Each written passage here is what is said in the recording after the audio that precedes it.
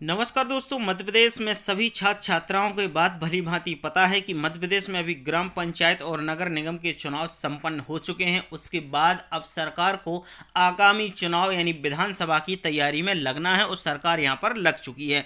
आपको पता है, जैसे ही चुनाव का माहौल आता है तो सरकार अपने अपने हिसाब से जुमले फेंकने लगती हैं, चाहे पक्ष की सरकार हो या विपक्ष की सरकार हो। सरकार को पता है कि हम जुमले फेंकेंगे, जनता लपेटेगी, और जब जनता लपेट नहीं पाएगी तो सरकार को सीधा सीधा हार का दरवाजा दिखा देगी और फिर सरकार बाद में लोगों को खरीदेगी। उसके बाद फिर सरकार बनाएगी और फिर छात्रों को मूर्ख बनाएगी। ये बात सभी लोग जानते हैं।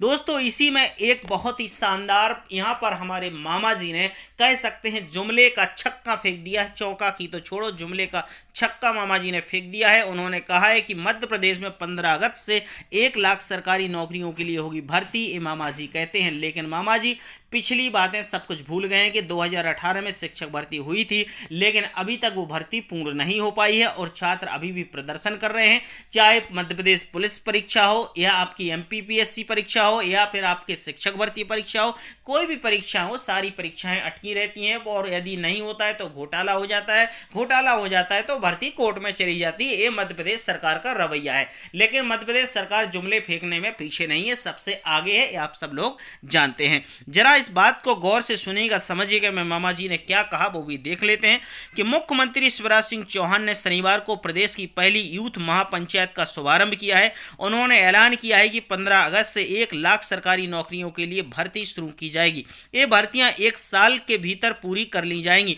अब आप सोच सकते हैं, मामा कहते हैं कि 1 साल के अंदर 1 लाख भर्तियां पूरी की जाएंगी। ये कैसे पॉसिबल है? आप सोच सकते हैं कि जब मामा 4 साल में आपने शिक्षक भर्ती, एमपी पुलिस परीक्षा भर्ती या अदर परीक्षाएं नहीं करा पाए, भर्तियां नहीं करा पा रहे हैं, तो 1 लाख कैसे मुश्किल है। अब इसमें आगे जुमला फिर फेंकते हैं कि यहां पर 12 जनवरी से प्रदेश में नई युवा नीति लागू की जाएगी। इससे महापंचायत सिफारिशें भी शामिल करेंगे।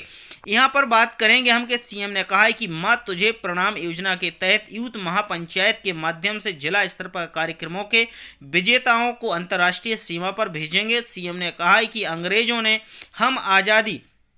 हमें आज़ादी चांदी की तस्तरी में परोस कर नहीं दी है। आज़ाद जैसे कई लोगों ने देश के लिए जान कुर्बान कर दी है, लेकिन हमें यही पढ़ाया गया है कि देश की आज़ादी एक खानदान ने दिलाई है। देखिएगा, यहाँ पर खानदान ने दिलाई या अंग्रेजों ने दिलाई या हमारे चंद्रशेखर आज़ाद ने दिलाई, ये सब लोग भली भांति जानते हैं कि आज़ादी किसने दिलाई। इसमें किसी व्यक्ति को बताने की ज़रूरत नहीं है, क्योंकि देश का युवा, मध्य प्रदेश का युवा सब समझता है कि किसने आज़ादी दिलाई और किसने आज़ादी नहीं दिलाई और कौन आज़ादी अब दिला रहा है और हम किसको आज़ादी दिलाएंगे। ये बात बिल्कुल साफ है। मध्य प्रदेश के युवा को इस वक्त नौकरी की ज़रूरत है, रोजगार की ज़रूरत है। यदि आप सोच सकते हैं कि आप एसी के कमरों में बैठकर आपके बच्चे अमेरिका में और बड़े बड़े स्कूल और संस्थानों में पढ़ सकते हैं, तो क्या गरीब के बच्चे नहीं पढ़ सकते हैं? ये बात सही में आपको समझना बहुत जरूरी है। आप जब बोलते हैं कि हम जमीन से उठे हुए व्यक्ति हैं, तो आप कैसे जमीन से उठे हुए व्यक्ति हैं कि जो गरीब का बच्चा